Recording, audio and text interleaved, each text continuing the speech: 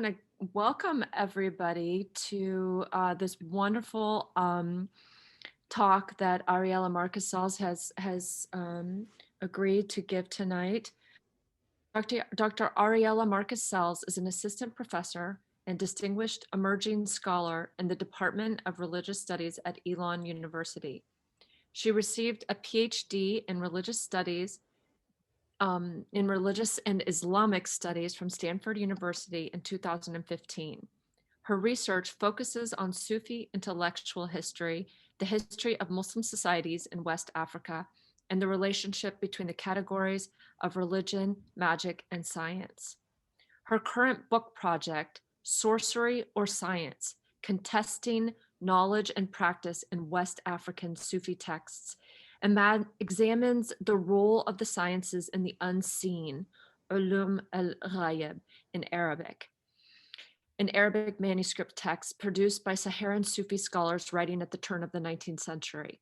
Her research has been generously supported by fellowships from the Institute of International Education, the Melon Foundation, and the National Endowment for the Humanities, and has been published in the Journal of Islamic and Middle Eastern Multidisciplinary Studies, History of Religions, and Oxford Bibliographies in Islamic Studies.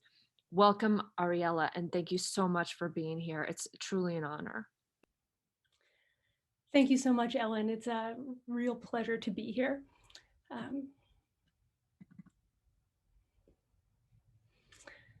right.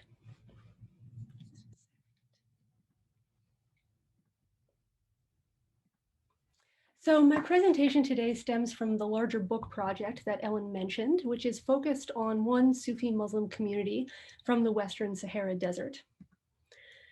This community formed around the figure of Sidi al-Mukhtar al-Kunti, who rose to prominence in the Saharan Desert region known as the Azawad, in what is now northern Mali in the second half of the 18th century. So this is a map of some of the major areas that are associated with Sidi Muhammad and Sidi al-Mukhtar and his son Sidi Muhammad in the hagiographies. This area in what is now the north of Mali is known as the Azawad. So Sidi al-Mukhtar consolidated the branches of his extended family, developed an important trading network, and became a Sufi teacher with a pedagogical network that extended across the Sahara. Scholars have presented the rise of Sidi al-Mukhtar and his family as representing a new model of Saharan social authority based on voluntary submission to the Sufi friends of God, who are sometimes referred to as Sufi saints. In their hagiographies, the leaders of the Kunta family are presented as the quintessential friends of God, producing marvelous occurrences called Charismata, karamat in Arabic, and leading their students on a path to the divine. My research focuses on the works composed by the first two generations of Kunta scholars, by Sidi al-Mukhtar, who died in 1811, and his son and successor, Sidi Muhammad, who died in 1826. In their longer narrative treatises, Sidi Muhammad and Sidi al-Mukhtar describe the relationship between the visible world, alam al-shahada, and the invisible world, or the realm of the unseen, alam al-ghayb. The Kunta scholars also elaborate at length on the Sufi path, which they depict as a means of rising up through different layers of the invisible realm towards God. At different stages of this ascent, various components of both the believer and the cosmos are annihilated. Then, after achieving unity with and annihilation in the essence of God, the visible world is then recreated through the purified heart and body of the believer. In other works, these scholars, and particularly Sidi Muhammad, also describe sciences of the unseen, ʿulūm al-ghayb, which allow a properly trained practitioner to manipulate the structure of the realm of the unseen in order to produce material effects in the visible world. These sciences include such disciplines as the use of God's names, and in particular his greatest name, numerology, the creation of talismans, and communicating with the jinn. In his discussion of these practices, Sidi Muhammad defends the sciences of the unseen against claims that they constitute sorcery, sihr, and categorizes them relative to other disciplines that break, or appear to break, the normal course of events. Discussions of what Sidi Muhammad calls the sciences of the unseen and sorcery in Islamic studies scholarship are still haunted by the unanswered question, is it magic? The difficulty in answering this question stems partly from the semantic ambiguity of the word magic itself, and partially from a long history of Western elites using this term to discredit the traditions of colonized people, the poor and working classes, and women. On the one hand, in Western context today, practitioners claim to perform magic and self-identify as magic practitioners.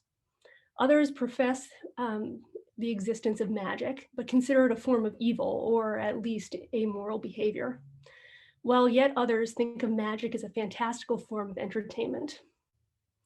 On the other hand, during the formative period of the field of religious studies, scholars associated magic with superstition. When these scholars and other Western elites applied the term magic to colonized peoples, they defined it as either an irrational, corrupt version of irrational religiosity, or as a sort of flawed science. Many of these scholars specifically cited African traditions and practices as examples of primitive or superstitious thinking. Simultaneously, these same elites often used the terms magic and superstition to discredit the practices of both the working classes and women within their own borders. In this case, defining magic as surviving traces of a primitive societal and cognitive stages of development that needed to be purged from a so-called rational society. Scholars attempting to address contested practices like those described by the Kunta scholars often struggle to define their etic terms in light of this intellectual baggage and the contemporary polysemic context of the word. So in this presentation, I'm going to excavate this Kunta scholar's understanding of the sciences of the unseen and sorcery by following a methodology that begins by clarifying the terms as they emerge emically from within the Kunta's own texts. There are two levels to these terms. On the one hand, the Kunta refer to many first-order disciplines of knowledge, such as the sciences of names and letters, astrology, divination, and geomancy, among others. I will focus particularly on those first-order disciplines that the Kunta not only permit, but valorize, and then describe how they categorize these bodies of knowledge and practice into second-order categories and relate them to each other. Studying both the first order and categories and then the orders of knowledge and practice into which the Kunta classify these disciplines will finally let me evaluate these terms against various etic contexts external to the Kunta texts. First, by situating them within a development of West African Muslim engagement with these disciplines, and then finally by assessing how well they fit into theoretical frameworks for understanding categories such as religion, magic, and science.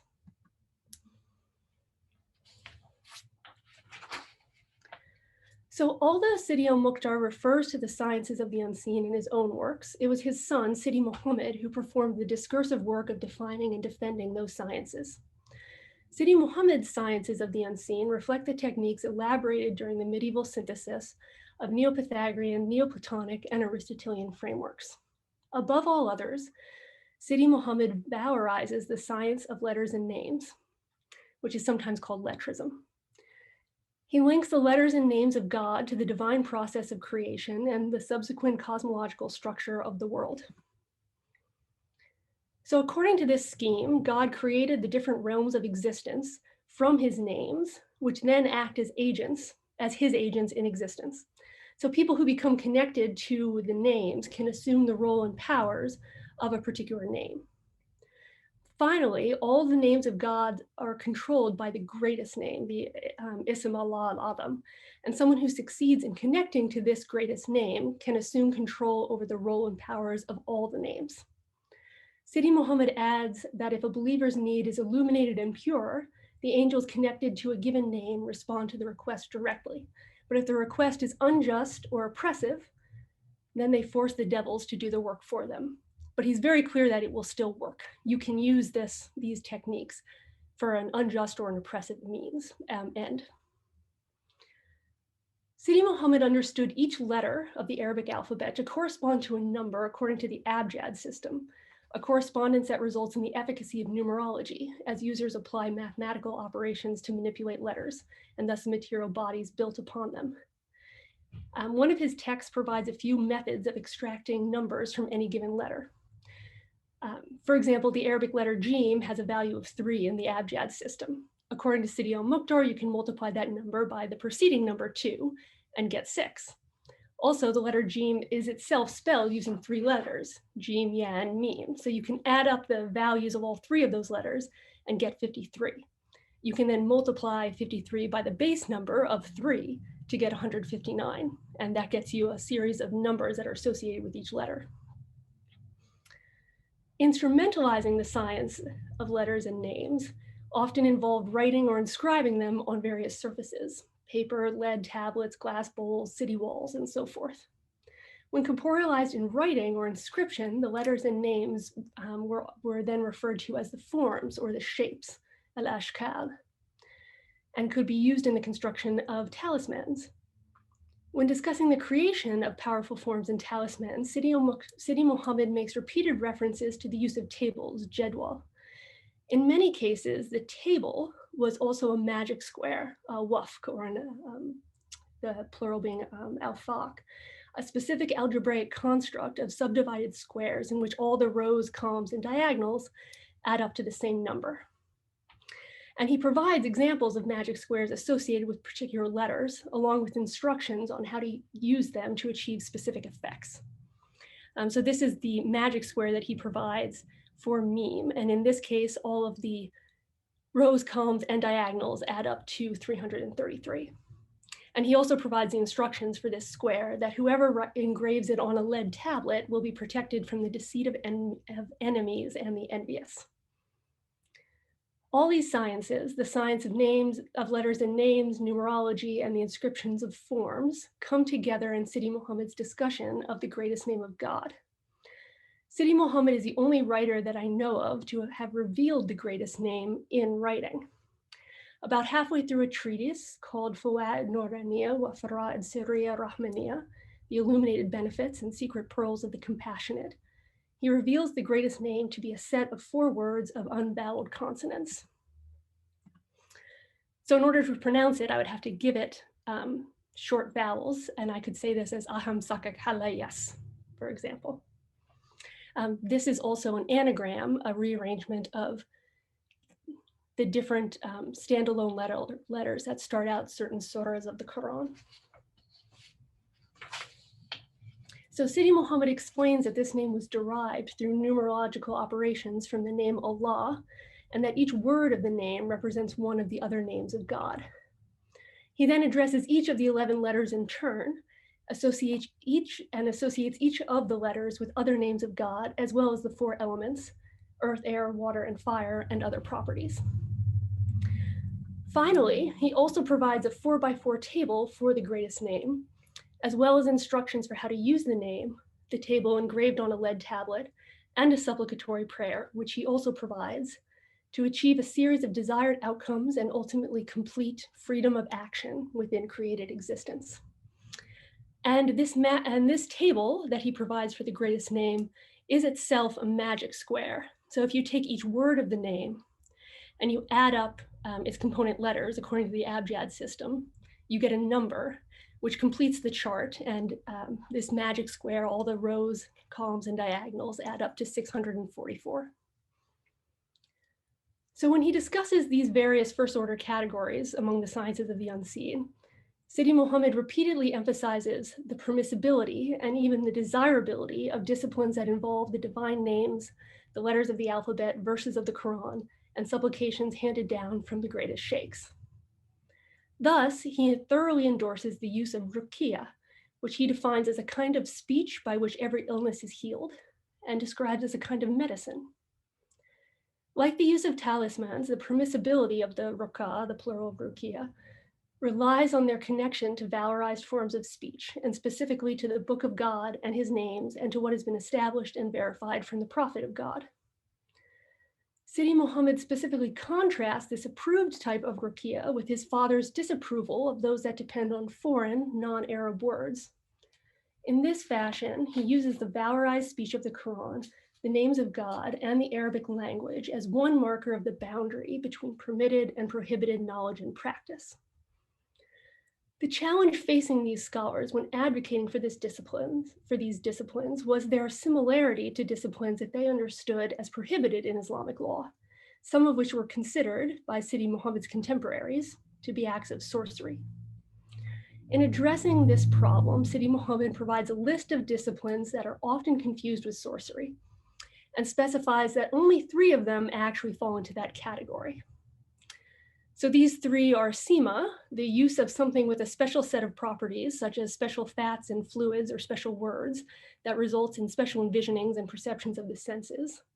Hima, which he says is identical to sima, but related to heavenly effects. And some uses of the khawas, the special properties, which are the sympathetic or antithetic properties that connect all material bodies and which have a root in Greek peripatetic philosophy. As acts of sorcery, Sidi Muhammad declares all of these 3 as forbidden and among the greatest offenses. So when organizing the various disciplines into second-order categories, Sidi Muhammad uses a classification system developed in reference to the normal course of events. So this classification scheme depends on Ash'ari theological distinctions between 2 types of breakings of the norm, khawarq al-ada.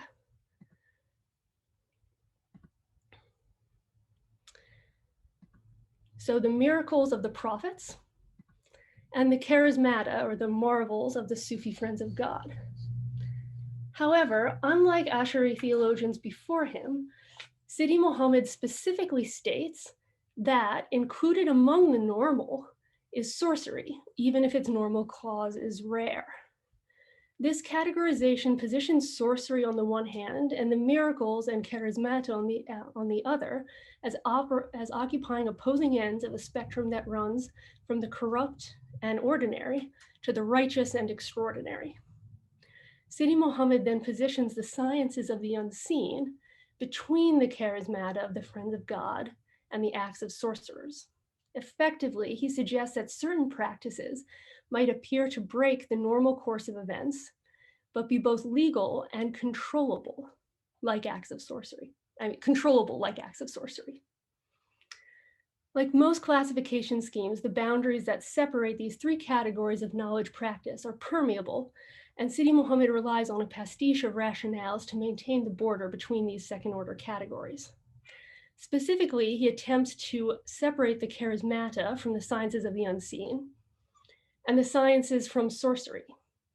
However, he also maintains that there are disciplines within the sciences of the unseen that are prohibited, but do not constitute acts of sorcery. So there are both permitted and impermissible sciences of the unseen.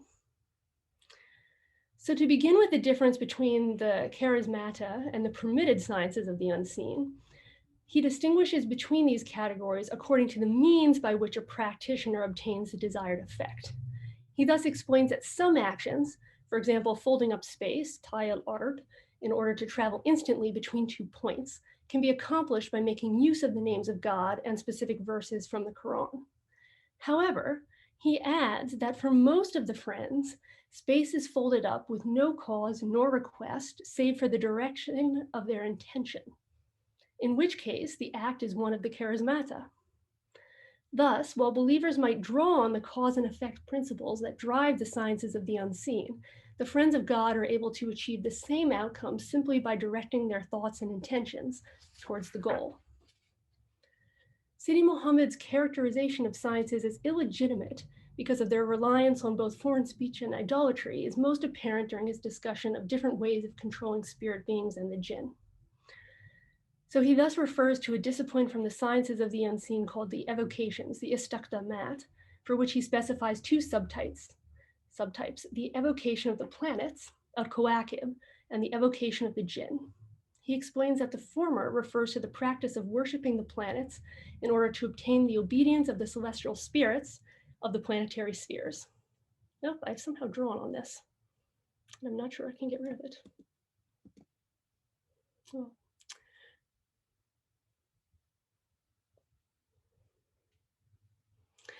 So he writes, its practitioners claim that the planets have perceptive faculties and spirits.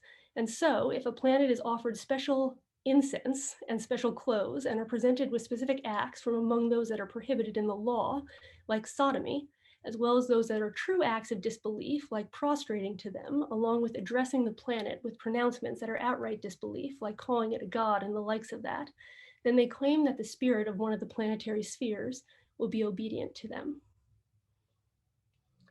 So by making offerings and prostrating to beings other than God, these practices constitute idolatry. For all of these reasons, Sidi Muhammad prohibits these practices.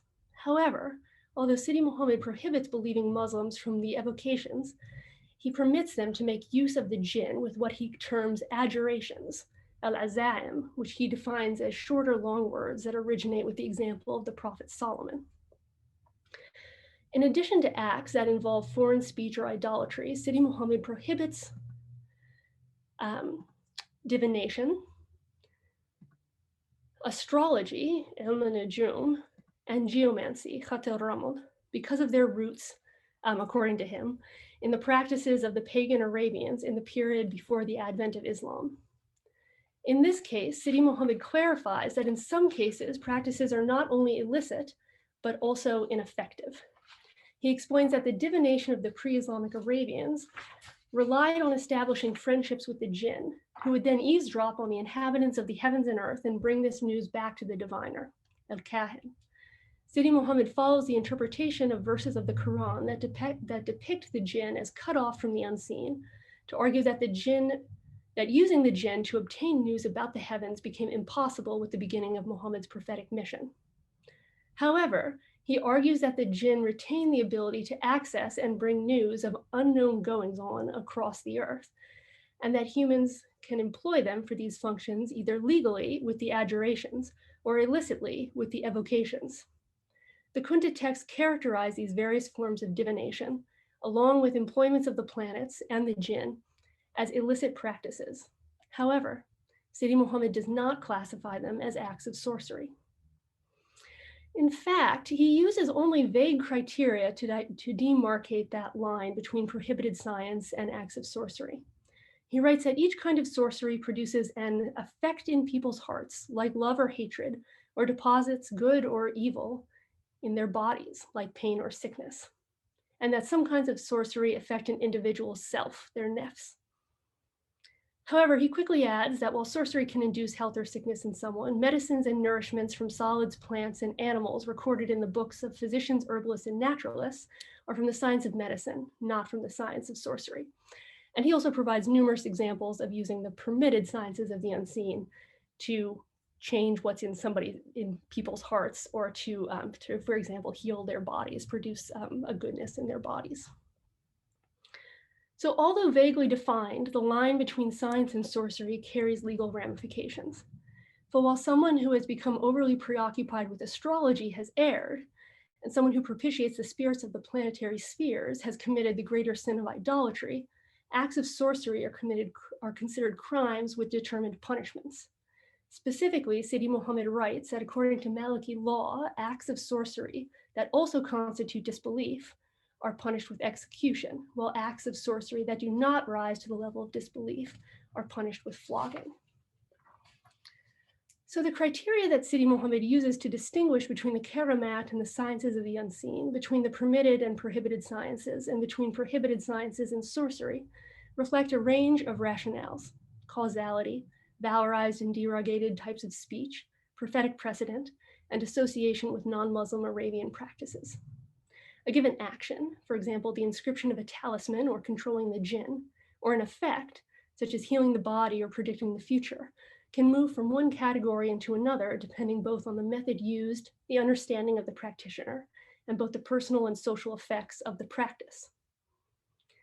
So this discussion should illustrate how uneasily terms like religion, science, and magic that developed in early modern Western Europe map onto the Kunta's categories of breakings of the norm, the sciences of the unseen, and sorcery. First, European scholars used magic to designate a degraded or vestigial form of religion, and then a kind of flawed science. Meanwhile, in popular parlance, magic has come to designate an appeal to supernatural forces other than God. However, as we have seen, the Kunta scholars understand both the sciences of the unseen and sorcery to depend on the appropriate functioning of the normal operations of the world. In contrast, it is the miracles of the prophets and the charismata of the friends of God that break free of the constraints of normalcy and the natural. However, there's another way of understanding the history of the word magic that has emerged from scholarship focused on the history of magical discourses as they developed first in ancient Greece and then in various European contexts. My research seeks to connect the work of the Kunta scholars and the history of Islamic magical discourses in which they participate to this emerging body of scholarship in religious studies. So some etic concerns. To start with the local context in which Sidi al-Mukhtar and Sidi Muhammad produced their work. There's evidence for a long historical presence of some of the first order disciplines discussed by the Kunta scholars among Muslims in West Africa.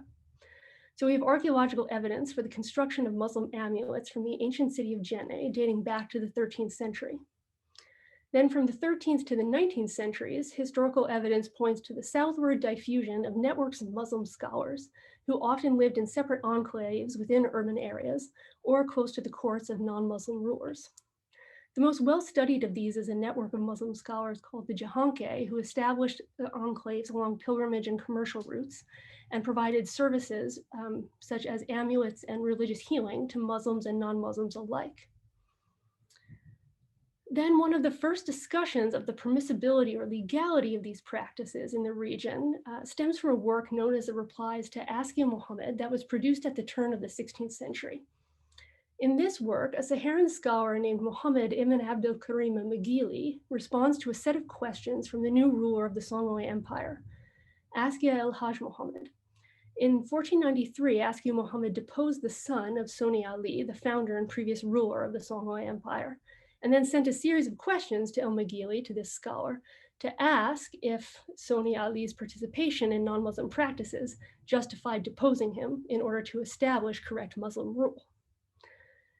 In one of his questions, Askia Muhammad includes this description of people under his rule in the area. He says, there are those among them, some of whom claim to have some knowledge of the unseen through sand divining and the like, or through the disposition of the stars, information gathered from the jinn or the sounds and movements of birds and so on. Some assert that they produce writings to bring good fortune, such as material prosperity or love, and to ward off ill fortune by defeating enemies, preventing steel from cutting or poison from taking effect. And they make other similar claims and perform actions such as sorcerers are wont to do. In his response, al-Magili writes that anyone who claims knowledge of the unseen is a liar and an unbeliever, and adds such people must be forced to recant on pain of death. Although he lived more than 2 centuries before the Kunta, al-Magili's work continued to circulate in the region through the 19th century, and al-Magili himself appears in Sidi al-Mukhtar's spiritual chain. So the Kunta were aware of this scholar and were most likely aware of the position that he took relative to the unseen. And they took a very different position, but this work also provides evidence that these practices were known in the region during this period of time. So closer to the Kunta's own time, a scholar named Muhammad ibn Muhammad al-Ghalani al-Kashnawi was active in the kingdom of Katsina and Hausaland to the southeast of the Kunta's region of the Azawad in the early 18th century. In his homeland, al-Kashnawi studied various Islamic disciplines such as theology, rhetoric, and logic, as well as the sciences of astrology, geomancy, and magic squares, before making the pilgrimage to Mecca and then settling in Egypt, where he died in 1741. The descriptions of al-Katsinawi's education indicate the spread of letters, astrology, and geomancy among the Fulani scholars of Hausaland in the period leading up to the establishment of Sokoto. And this was a region that the Kunta scholars were in direct contact and communication with.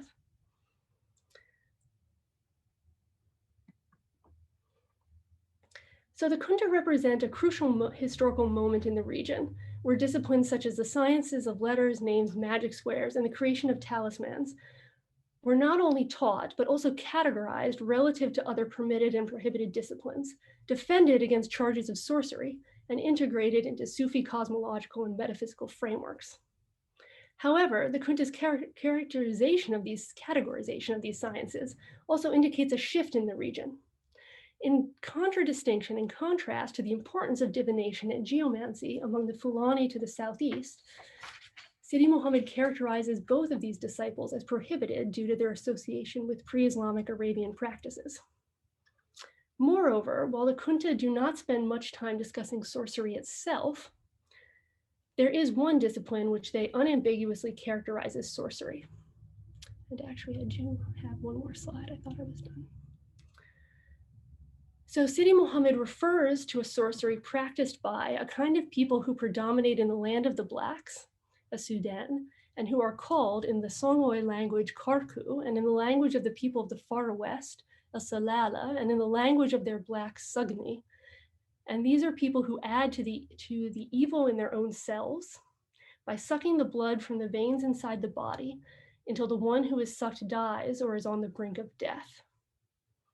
So this idea of sorcerers called Salala, who drain the blood or life force from their victims while they sleep, has been documented by Aaron Pettigrew for the for the colonial and post-colonial periods in Mauritania, where it became one of many practices associated with Blackness and non-Muslimness. So in his work on the development of racial categories in the Middle Niger, Bruce Hall has described how, over the course of the 19th century, elites such as the Kunta, who identified as white, Bidan, increasingly came to associate non-Arabophone peoples that they identified as Black, Sudan, with non-Muslimness and thus permanent enslavability. The writings of the Kunta scholars at the turn of the 19th century indicate the beginnings of this process, whereby practices associated with the Songhai are derogated as sorcery, while even the practices of Fulani Muslim scholars who were living among non-Muslim populations in Hausaland are categorized as prohibited sciences of the unseen.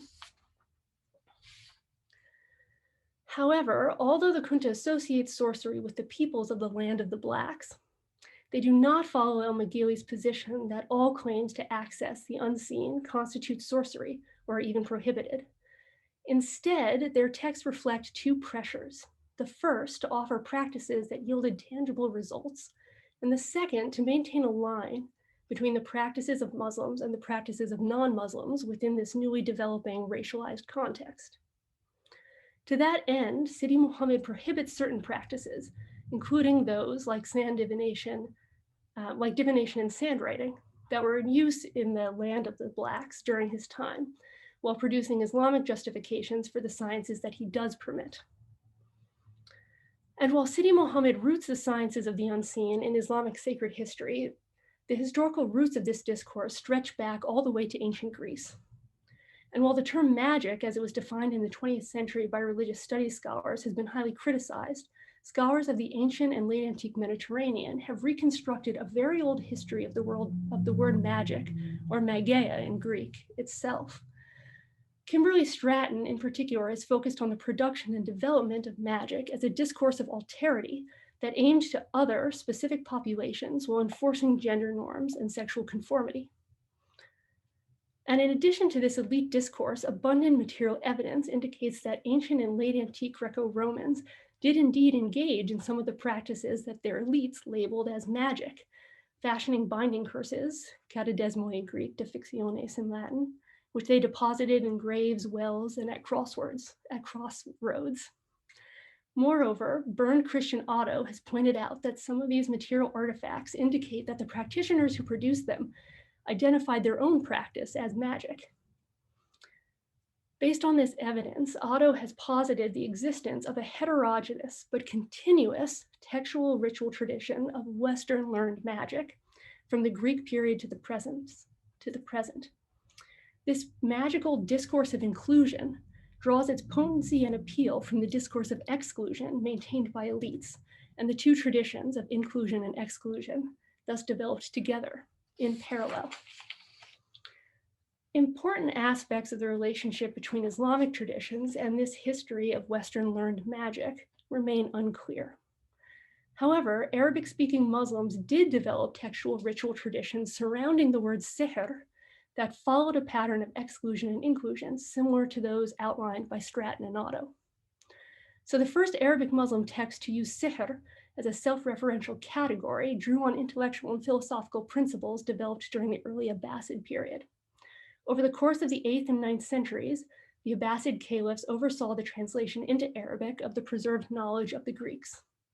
The absorption of these classical works ultimately led to the production of a synthesis of Neoplatonic, Neopythagorean, and Aristotelian cosmologies and metaphysics.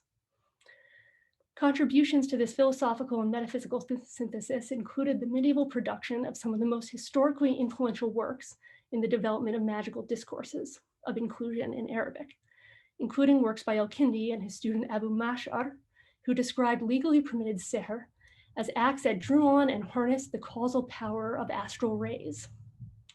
The 10th century saw the production of the encyclopedic compendium known as the Rasail Ikhwan as-Safa, the Letters of the Brethren of Purity, which situates the practice of magic as the culmination of human learning within the Aristotelian Neoplatonic curriculum. These epistles locate the causal effects of the heavenly bodies and their celestial spirits, the ruhaniyat, for which they provide names and invocations. The 10th century also saw the production of the Ghayat al-Hakim, the goal of the sage, which expands and systematizes these theories of causality and their practical applications. These early scholars argued for the legitimacy of these types of sihr by presenting them as a type of natural philosophy, an educated manipulation of the forces of cause and effect set in motion by God. As late as the turn of the 13th century, the theologian Fakhr ad-Din al-Razi would argue that sihr was not only permitted, but that knowledge of sihr was obligatory because it allowed Muslims to correctly identify the miracles of the prophets.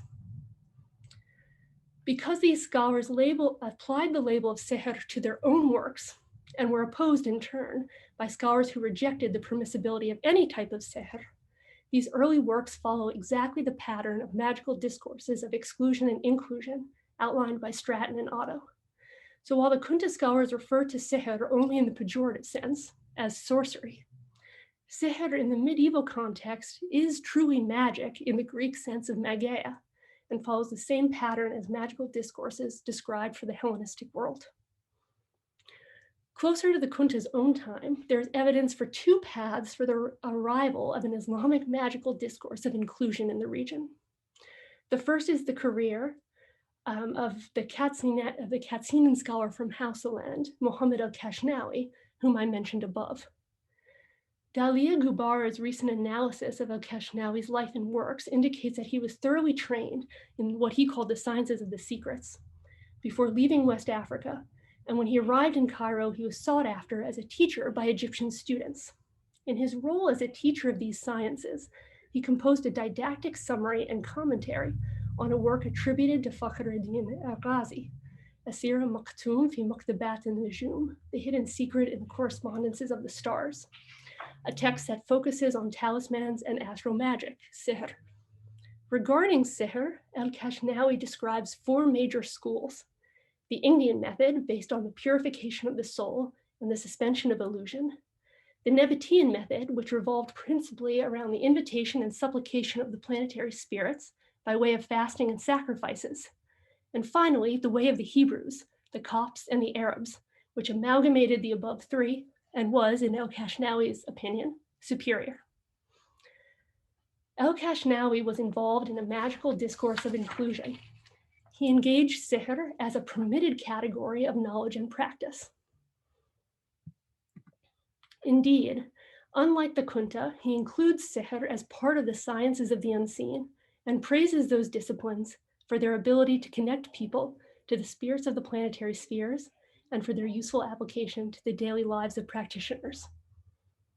The second path for a magical discourse of inclusion in West Africa concerns a series of works that were falsely attributed to the 13th century North African scholar Ahmed al-Buni, who died in 1232.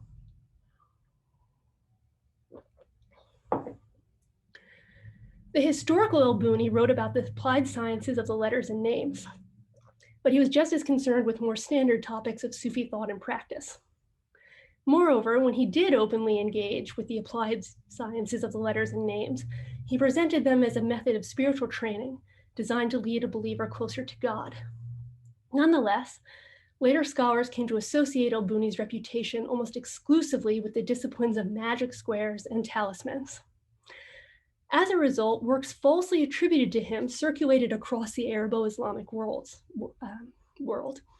The 17th century saw the emergence of the most influential of these pseudo-al-Buni works, a bricolage of selections from al-Buni's manuscripts interpolated with later editions, called the Shams al-Ma'arif al-Kubra, the Sons of Knowledge, the longer version. This text and other pseudo-al-Buni texts were widely considered to be works of sihr, with wide trans-regional interest. People were interested in obtaining them as works of sihr. Sidi Muhammad refers to al-Buni by name, agreeing with another scholar's pronouncement to abandon al-Buni and his forms. However, although he would have rejected an association with al-Buni, his work bears the unmistakable imprint of the Bunayan manuscript tradition. Specifically, 2 folios of his Fawa'id Nuraniya are copied almost word for word from the 15th century work, Shams al-Afaq, fi ʿulūm ḥurūf wal-Afaq, the Sons of the Horizons, the Science of Letters and Magic Squares, by Abdul-Rahman al-Bistami. This passage provides an Islamic history of the sciences of secrets that begins with Adam and stretches through all the Muslim prophets down to Muhammad and from him to Ali. As Jean-Charles Coulon has demonstrated, al-Bistami played an important role in consolidating and spreading al-Buni's reputation, and passages from this very work were subsequently incorporated into the Suno al-Buni Shams al-Ma'arif al-Kubra. So even as he rejects al-Buni, his work has actually incorporated part of the pseudo-al-Buni manuscript tradition. Sidi Muhammad's rejection of al-Buni, his disapproval of geomancy and astrology, and his pejorative description of the process of propitiating the planetary spirits mark his participation in a magical discourse of exclusion. Unlike el-Kashnawi, for whom no kind of knowledge was intrinsically illegitimate, the Kunta were involved in demarcating the 2 separate spheres of illicit and licit knowledge and practice and relating them to each other. For Sidi Muhammad, the illicit included sorcery, but also the disallowed sciences such as geomancy and evocations of the planets. Therefore, the Kunta scholars of West Africa can be said to participate in the development of parallel discourses of inclusion and exclusion, visible in societies who inherited Hellenistic magical discourses. To conclude, I want to briefly tie these magical discourses of inclusion and exclusion to one other discursive tradition under which magic and science developed together in Western Europe. Jason Josephson Storm's work has pointed to the ghosts of spiritualism, occultism, and mysticism that haunted the European Enlightenment. Meanwhile, scholars such as Peter Pells, Edward Beaver, and Randall Stiers have argued for what they call the supplementarity of magic and modernity, by which they mean that modern scientific discourses continuously present magic as their antithesis in a fashion that simultaneously re-energizes and reinvents magical discourses, a process that they refer to as a double gesture. This double gesture is very similar to the tandem development of inclusive and exclusive magical discourses described by Otto. In effect, the process of designating a sphere of valid, legitimate knowledge and practice constantly reinscribes and reinvigorates those categories that have been rejected and marginalized, leaving them open for powerful reappropriation by self-described magic practitioners. Sidi Muhammad's characterizations display this same double gesture in regard to the sciences of secrets and sorcery that Pells, Beaver, and Stiers describe for the relationship between magic and science in Western Europe. Thus, he first distances himself from magical discourses of inclusion by engaging in a discourse of exclusion that derogates sorcery as the practice of sinful Muslims, unbelievers, and, importantly, racialized others. However, rather than categorically exclude all disciplines historically associated with sihr, he carefully culls from that historic tradition, selecting acceptable bodies of knowledge and practice for inclusion in the permissible sciences of the unseen. Sidi Muhammad's sciences of the unseen thus rely on the development of magical discourses of inclusion. Indeed, he inextricably binds himself to these discourses, even as he engages in his own discourse of exclusion and marginalization. I would therefore argue that this reading of the Kunta's works on the sciences of the unseen illustrates that this discursive double gesture cannot be limited to European modernity. in trying to hold the thin line between the knowledge and practices that he valorizes and those that he rejects, Sidi Muhammad al-Kunti illustrates a dynamic involved in all discourses of inclusion and exclusion, by which people bind themselves all the closer to the knowledge and practices of those that they reject as other. Thank you, everyone.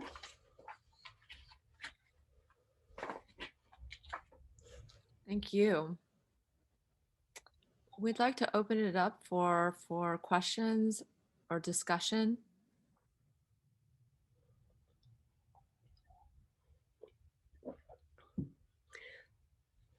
And I think that people can either just unmute themselves and ask questions or type them into the chat, whichever they prefer. I got a question. Thank you for the presentation. I enjoyed that. I was kind of surprised that astrology is considered prohibited, considering how it seems like nothing in the medieval Islamic world, at least, ever happened without somebody saying, you know, what is the propitious time and the planets arranged and so on. And now, you know, these guys are saying, well, that's all prohibited. I was wondering if you could talk a little more about that and explain how this, what seems to me an about face, comes about. So I agree, it's a significant shift from the medieval context in which all sihr was related to the stars and to astronomy. But then again, the people who are writing those texts in the Abbasid period and up through Fakhruddin al-Razi, they characterize their own works as sihr.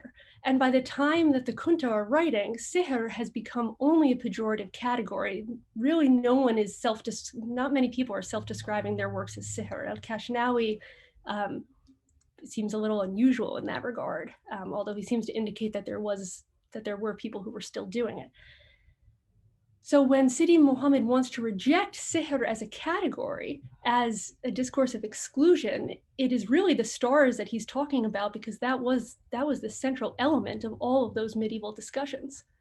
And I think one of the reasons why he wants to do so has to do with the local West African context, and his desire to say that there are practices that are associated with people that he identifies as Black, even with Muslim scholars who are living and working in what he calls the land of the Blacks. And he labels their practices as sorcery.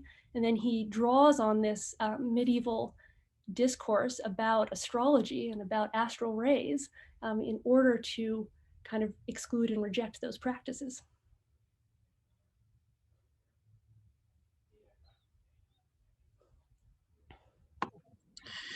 I guess one of the things that strikes me, and I enjoyed your talk very, very much, but one of the things that strikes me is the racism that creeps into the discourse, you know, and the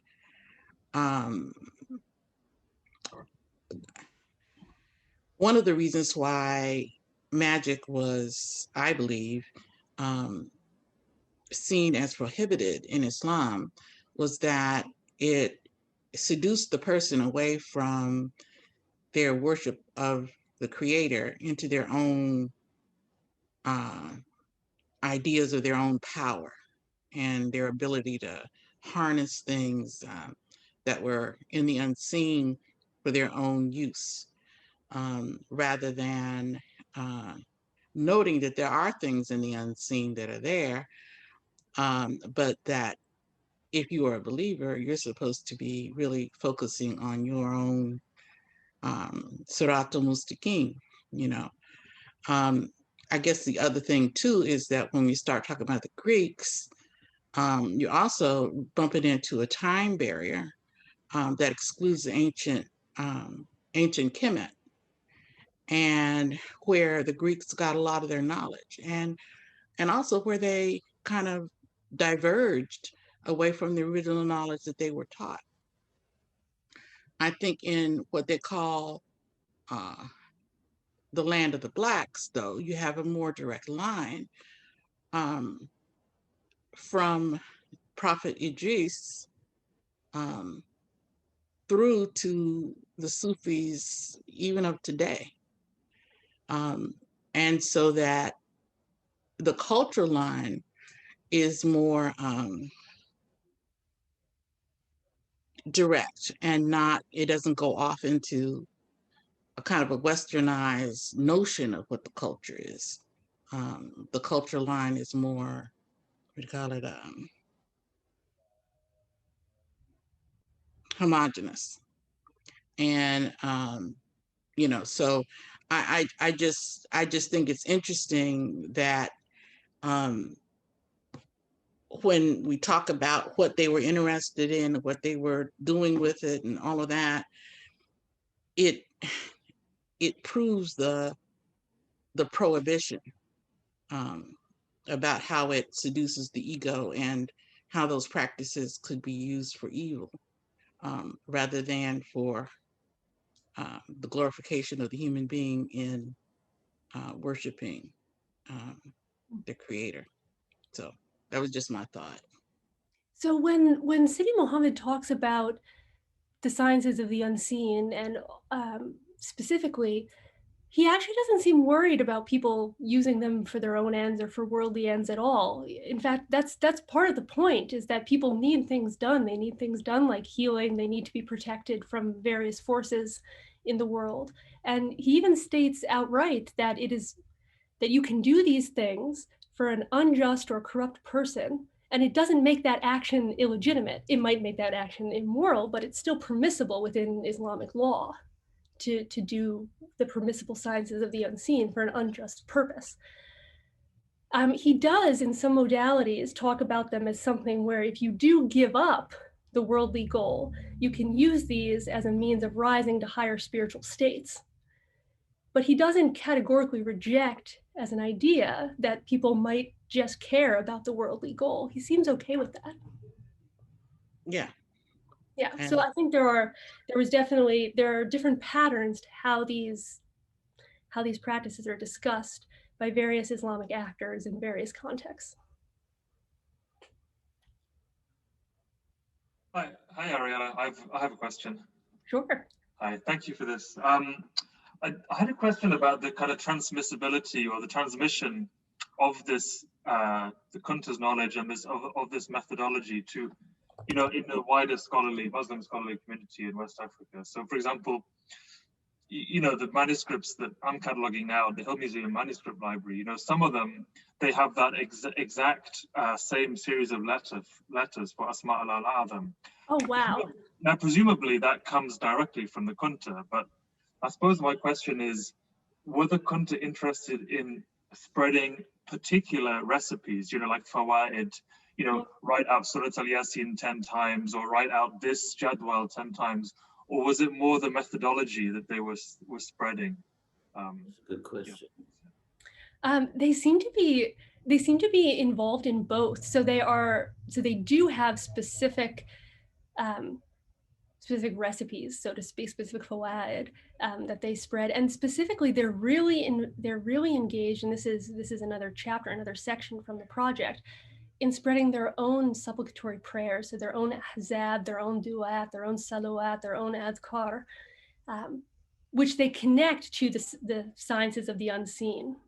For them, the use of the magic squares and the fawad is a type of du'a, and then they spread their own du'at. But also at the same time, they want to make sure that it's embedded in a specific cosmology and metaphysics with a kind of unimpeachable Islamic pedigree. There isn't quite enough evidence on this, but the educated sense that I have is that there were fawaid and other recipes circulating. Actually, there is some recent evidence. Zachary Wright found a 16th century text that includes, various fawaid and various names of God. Those things were circulating. They not only want to create their own, but they want to really root it, articulate it relative to Sufi cosmology and metaphysics, which is new in the region. It's something that they're doing kind of for the first time. Thank you. Dr. Wilson Fall. Thank you. Thank you for such an interesting lecture, just really fascinating. I'm rather far away from this religious studies, but I am still happy to be here and to learn. I have two questions. One is, it seemed to me that you were saying that there's a moral valuation between working with the jinn and working with angels. Working with the celestial spirits. Yes, so if you could just say a little bit about that. And then the other thing that I found interesting, you said the Fulani to the southeast. Yes. So I'm wondering, are we talking about Hamdalai or are we talking about the Futa? No, those are both more west. We're actually talking east. about. Okay, so that would be toward Cameroon or Katsina. Sokoto. Sokoto. Right. Okay. So Hausaland, what's Right. now Niger and Nigeria. Yeah, I know the region. Yes. Okay, so they're talking about a class of practitioners in Sokoto. Yeah. They're talking about practices which the historical evidence that we have clearly links to that region at that time. Those practices may also have been more widespread. I suspect that, the Fulani, they were across that entire region, right? Exactly. And they were connected. They were connected by networks. So if the Fulani and Hausaland were studying and transmitting these disciplines, I think it would be fair to say that the Fulani in the Futa were probably doing so as well. I don't really have the historical evidence. I got my geography mixed up for a minute from what your original point of view was. Right. But I was particularly interested in where they perceived that these Fulani people were perhaps engaged in practices. It seems like what you were saying that were a little different and more suspect. They considered them more suspect, Mm-hmm. but I would say that they had just as long a history and pedigree within Islamic discussions of the sciences of the unseen and the sciences of secrets as the things that the Kunta discussed. Absolutely. Yeah. Because I think there remains a sort of a residue in West Africa in perceptions of Fulani mystics. Yes. That is quite strong. Oh, I would. You asked about the distinction between yes. Yes, it's not the jinn and the angels. They're also fine with working with angels. They think that you can kind of control the angels by evoking the names of God.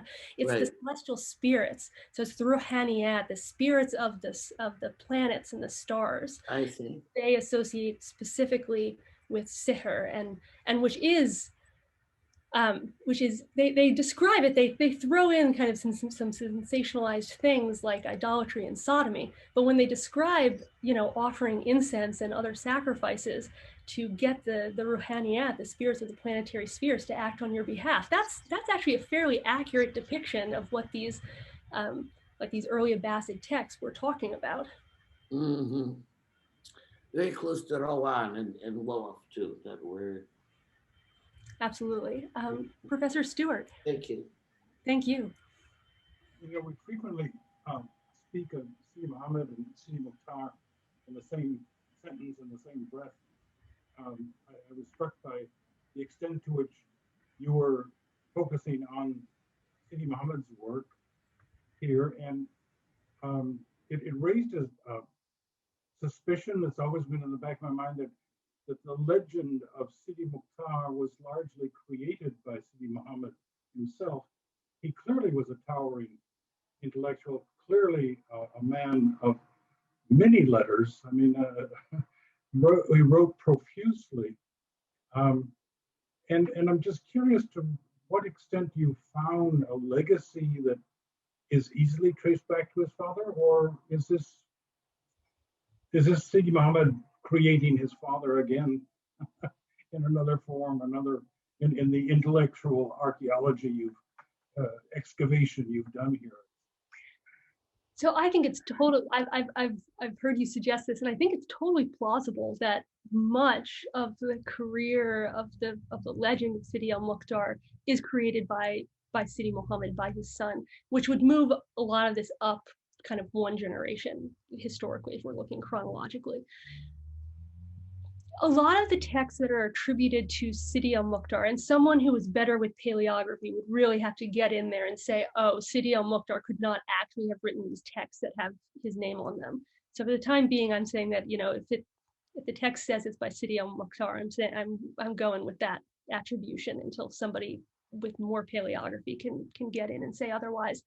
They are very concerned with the ʿulūm, and they talk about using supplicatory prayer and khelwa to ward off the whisperings of Satan and to protect yourself, and about kind of manipulating the al-ghayb.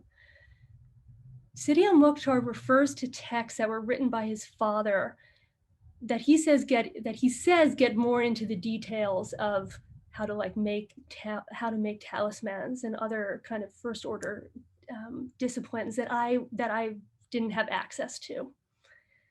And I think that would be a great route for additional research to actually find out how much of this was coming from Sidi al-Mukhtar and how much of this was a later interpolation by his son. But I will say that at the very least, it is Sidi Muhammad who is categorizing all these practices. That Sidi al-Mukhtar does not seem to have the same interest. He doesn't talk about sorcery. It's not an interest of his. Sidi Muhammad is coming in and saying, oh, in addition to engaging with these practices, we're going to categorize them. We're going to really exclude some things. And we're going to make sure that everything is kind of fully integrated and defended. His is an apologetics, whereas I think Sidi al-Mukhtar's is not. I don't have a complete answer to your question.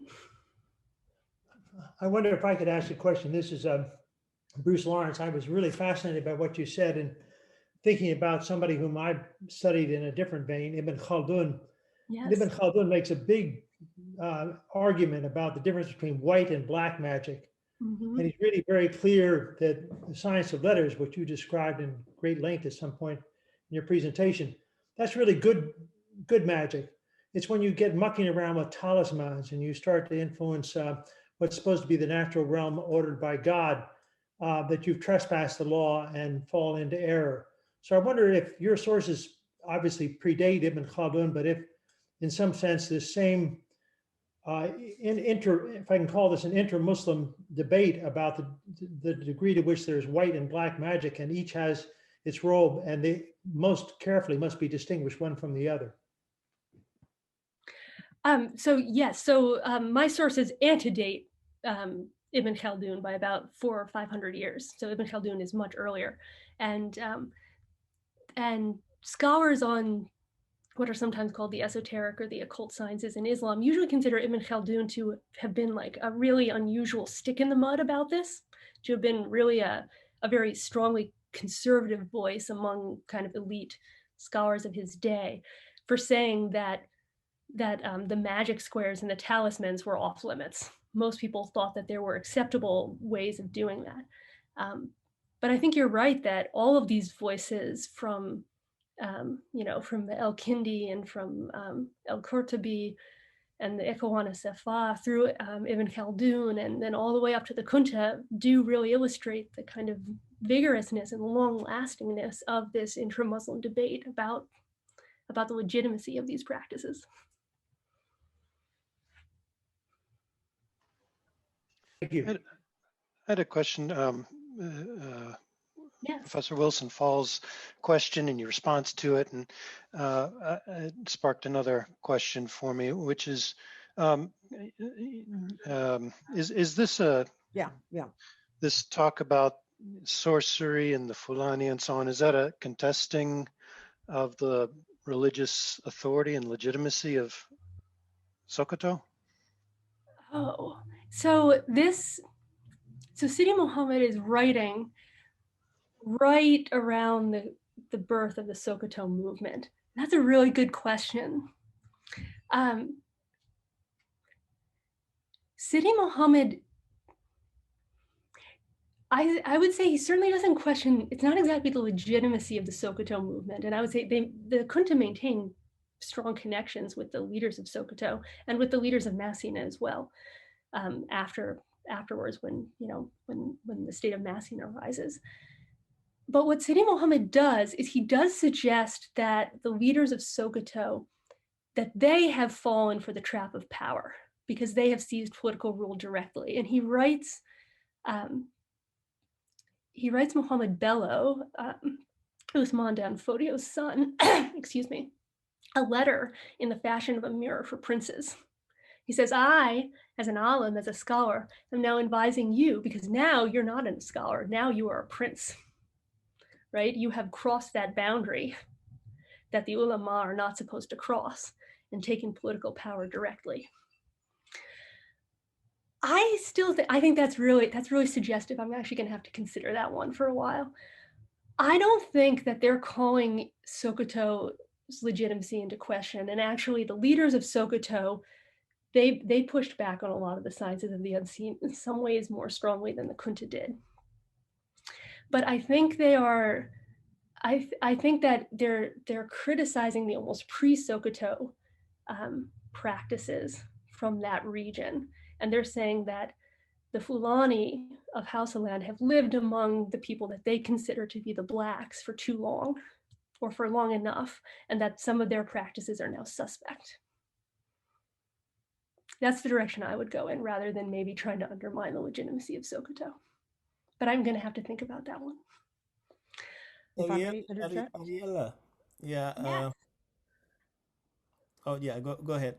No, please, Dr. Lau, it's great to see you. Yeah, well, thank you. That is such a wonderful presentation.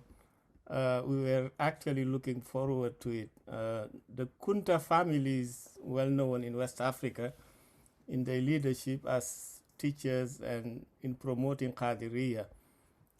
Ahmad al-Baki's al-Kunti's role is, paramount. I like your framing of the topic, and I think it will impact the discipline and how we understand these issues. I just wanted to comment on, I think, the way you frame a sihr, magic, in the literature review. I think may be very limiting. I think you should, or in my understanding, maybe go back to how a negative view of magic developed in Islam itself historically. So this was a subject actually earlier debated in the 8th, 9th century. It was a part of a broader debate in Arabic literature about the decline of Black contribution in Islam and Muslim civilization, which actually the Egyptian Dean of Arabic Literature, Taha Husseini, discussed in a famous book called Al-Adab al-Jahili, the pre-Islamic literature. The question was why, if you look at, and Professor Lewis, I remember reading some of his work about if by 10th century, you really don't have Black leaders in many fields in Islamic studies. And that actually was debated earlier. The debate was whether correct or incorrect. Two sciences were impacted by the arrival of Islam. These two sciences were magic and poetry. Because if you look at the Quran, that's in Yasin, Surah 36, 69, you see the dialogue between the Prophet and the pagan of Mecca was because they say, they accuse him of being a magician. And then they come and they say, no, he's not, he's a poet. And then the Quran came and say he's neither one of those. So وَمَا عَلَّمْنَاهُ الشِّعْرَ وَمَا يَنْبَغِي لَهُ. He's not a poet and he should not be. So what was the impact of the Quran dismissing two sciences in which Black dominated pre-Islamic Arabia? So this was a topic and earlier on. And yeah, in Arabic literature, you can see poets' moral dilemma of how to reconcile between poetry and the Quranic verbatim assessment of poet and poetry itself. So then this also played out in Africa among Africans, whether African of the, Suranic Africa or North Africa. So you will see in the Arabic language when sihr is used, sometimes it is associated with black, sometimes it is associated with white. In the translation, black magic is always bad, but white magic can be translated as intertwined with what we call talisman. And Bruce Lawrence, who is here, has a book called The Quran, and there is a chapter on it on just how Muslims use talisman across time and spaces, but in a very positive aspect. So I am just sorry for taking so much time, but I think this aspect of just looking at the discourse of magic itself in Islam as Muslim scientists may help you ground the debate beyond Al-Kindi or beyond the Abbasid period. Thank you. Thank you, Dr. Lau. Hello. Hello. Hello. Yes, hello. I'm Joanne Skerlock. I'm a Syriologist, actually, but I do a lot of work on magic, science, and religion and the interface between them in my area. And I've done a lot of reading. And a couple things I ran across that might be of interest to you. There was a fellow named John Napier, who was a mathematician, a sort of a doctor, basically. Also, he talked to demons about his patients, and he used magic squares. And some of the things had Arabic numbers and figures in them, that according to the person who published these things. And I was just wondering how much interaction there was between learned magicians in the Western world who escaped the witch burnings, by the way, by saying that the witch obeys, the magician commands. So the issue of control over the spirits, or the way that you could control them, or your ability to control them, was a major part of whether you were doing licit or illicit practices within magic in the Western European magical tradition, that you made them do what you wanted. Whereas, the planetary things, they're a bit harder to control, and you're offering them sacrifices and so forth. These are all suggestions of obedience being directed in there. That might be sort of focusing your attention on what the specific problems are with that. So that's an issue that probably is in the backs of people's minds, is the extent to which you're in the driver's seat and they are in the driver's seat. Whereas if they're in the driver's seat, that's obviously idolatry. Yeah. So the question about the influence of the Arabic text on the development of Western European tradition of scholastic magic, I would actually point you primarily to the work of Liana Saif, who has, and her book, which was right here, on the occult, the Arabic influences on early modern occult philosophy. Okay, all right, that would be very, very nice. So, so it's actually been very widely traced that it was through translations of these Arabic medieval works into Latin that occurred in two places on the Iberian Peninsula and on the Italian Peninsula in roughly the 13th and 14th centuries, that kind of spurred the development of Western European Latinate traditions of scholastic magic. And the translations of these texts, such as the Rayat al-Hakim, which became translated as the Picatrix in Western Europe. Thank you. Wonderful lecture, by the way. So I've really enjoyed it. So Thank you.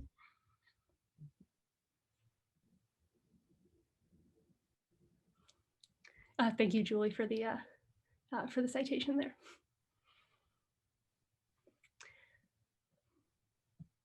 Well, if I could say one more thing, from the ancient perspective, I do ancient Near Eastern perspective, in terms of who you're using for your magic, what's interesting is that the appeal to sort of the sun god and so forth is legitimate. When you start getting into the strictly planetary divinities, like Mercury and Venus and Jupiter, or the gods associated with them, you start hitting into the category of black magic.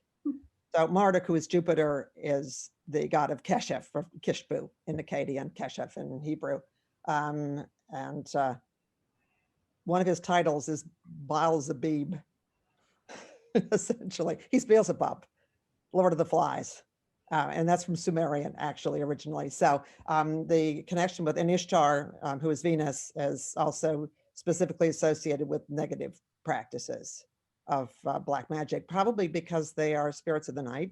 And that might have something to do with that. But anyway, there's a sort of a dubiousness about that. That doesn't mean it's always illegitimate. There are some legitimate practices with them. But it does, usually the drawing line is whether you're hurting other people or whether you're helping without hurting others.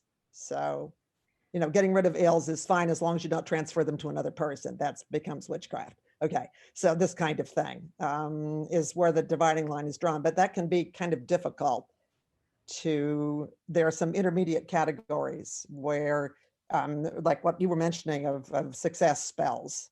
Essentially, we have lots of success spells.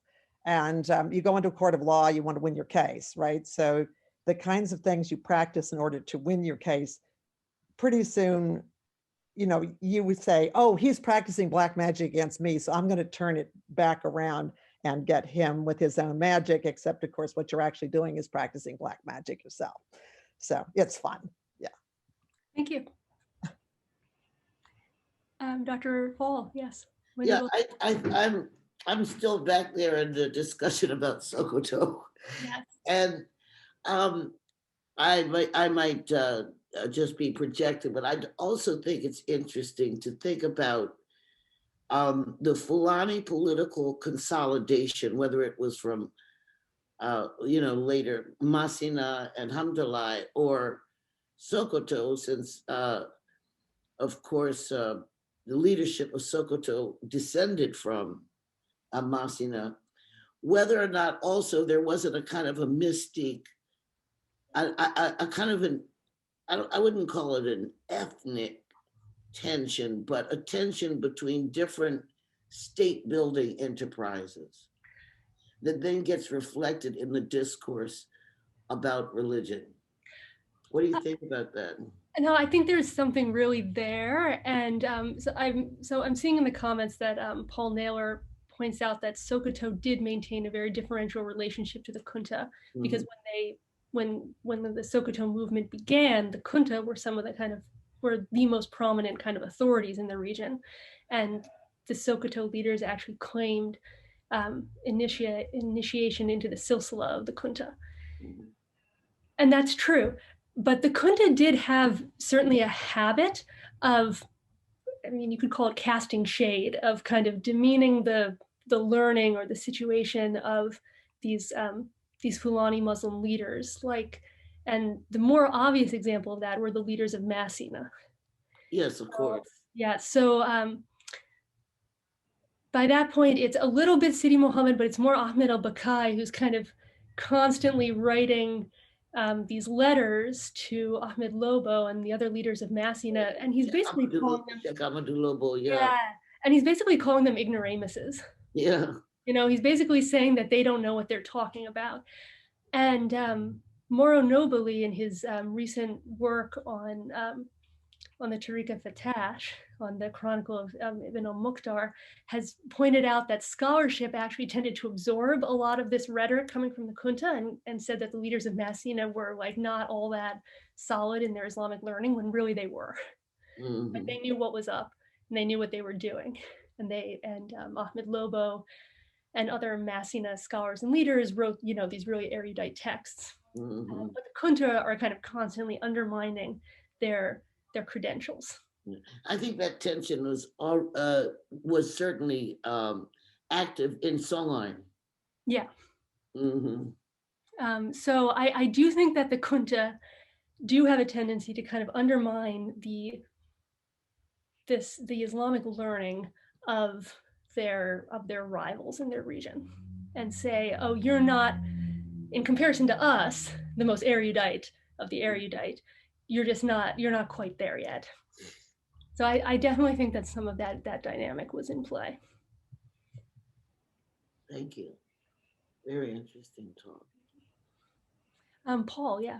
Yeah, I suppose I'm kind of following on from Wendy's excellent point, that maybe I suppose I'm going to ask a question to which there's no clear answer, but is this not all about politics when it comes down to it, this magic? the kind of all of the works that you're describing are essentially a kind of brand in which you have to use the Kunta methodology in order to be accepted as an authority. And because the Kunta had made a big point of not becoming militarily involved, it's not like they had an army, that was kind of their that was their theory, right? They said that they weren't getting militarily involved, even though they really did. Right, but the point is that they just like you were saying, he challenging Bello because he had kind of stepped outside of the scholarly realm. Well, isn't that kind of like your ammunition, all of this kind of these works you're describing? Yes, the clarity of that debate about Sokoto, it happens just a little bit later, right? Because Sokoto has only just gotten started, like the beginning of that jihad, of that movement. I mean, it's still underway when Sidi al-Mukhtar dies. So Sidi Muhammad is, I think you're right, he's engaging in that. But it's really at the end of his life, and then continues into the life of his son, his two sons, Sidi al-Mukhtar al-Saghir and Ahmed al-Bakai. But the discussion of the sciences of the unseen, I'm not sure that it's directly about politics. I'm not sure that it's directly about, hey, Sokoto's rising up and challenging us yet. I do think it's about authority.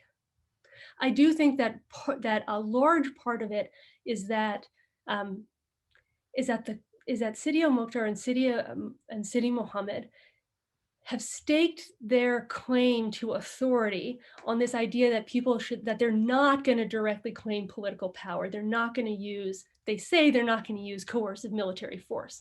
They do use coercive military force, but they say that they're not doing it. And that instead people should submit to their authority as the Sufi Friends of God voluntarily. It's new. It's a new model of kind of social and political authority in the region. And they need to say that there's a reason why people should do that. And part of their rationale is that, okay, they have greater proximity to God as Sufi Friends of God, but also they are the correct and the true masters of the sciences of the unseen. They have control over, mastery of, and a legitimate claim to Islamic practices that can produce tangible material results in the world. And I think that's a central part of their claim to authority during this period. And honestly, I think that's less about the kind of growing Fulani movements to their south than it is about their interactions with the kind of Hassani, the so-called warrior groups of the desert. Both the Tuareg ones and the Arabophone ones. We could step one step back further and just look at the logic of those arguments. It's identical to the Bello arguing with al-Khanami, famously beginning that one treatise with all reasonable men will agree that, and then he describes what a reasonable person is, which is someone who believes in him. And I think this is, I've always thought of it as kind of a Jesuit logic. It's something that is replicated elsewhere, and it's a way of it's a kind of argumentation. It's very effective. Yeah, absolutely. Good and true Muslims in the region are followers of the Kunta. According to the Kunta. Yeah. Absolutely.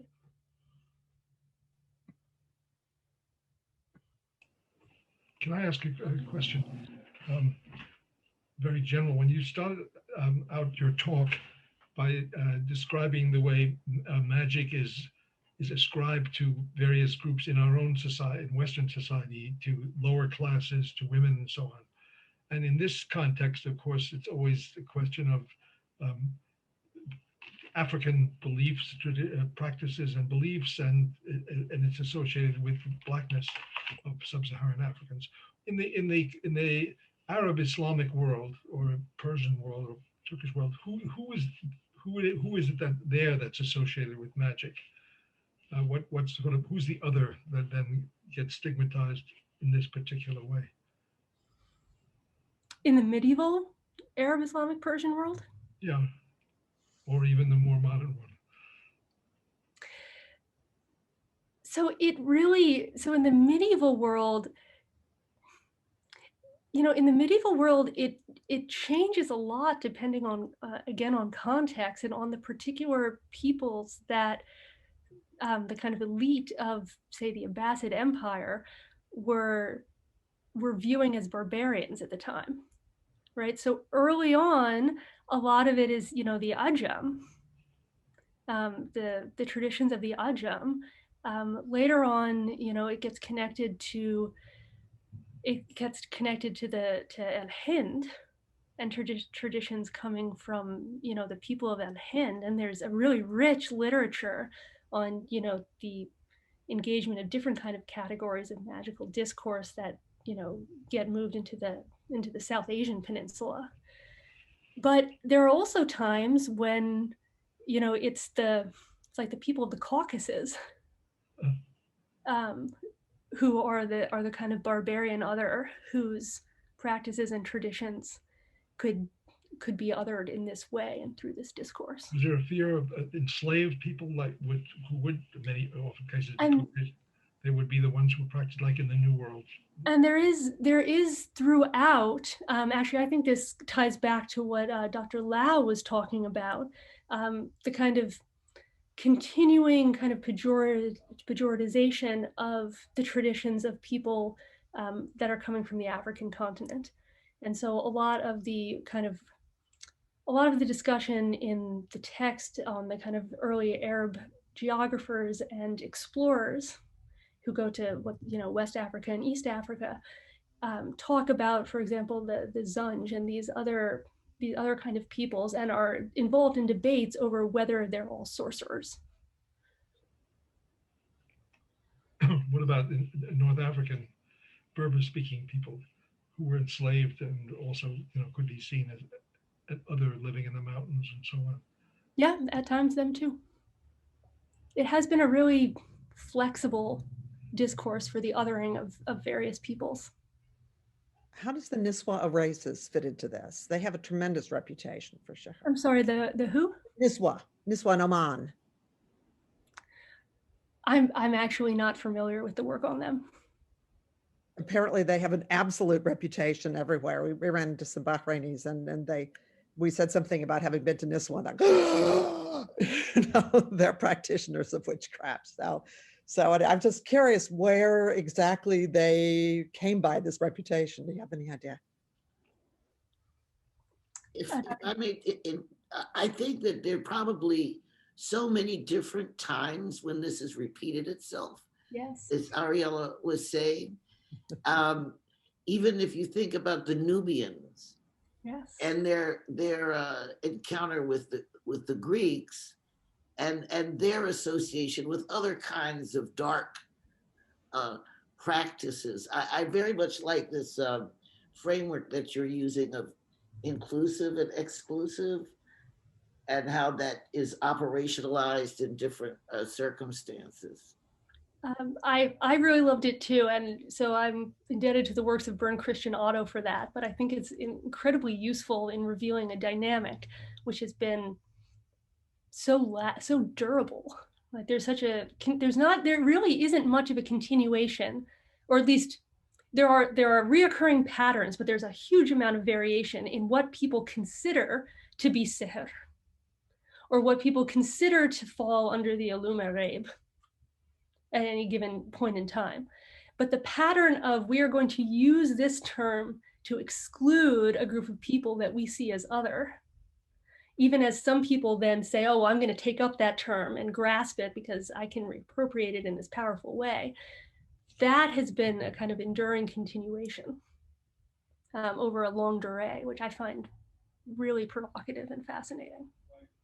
Thank you so much, Ariela. It was an amazing talk and really engaging in discussion as well. And thank you all for attending and for being here and participating in the discussion and Ariela's visit.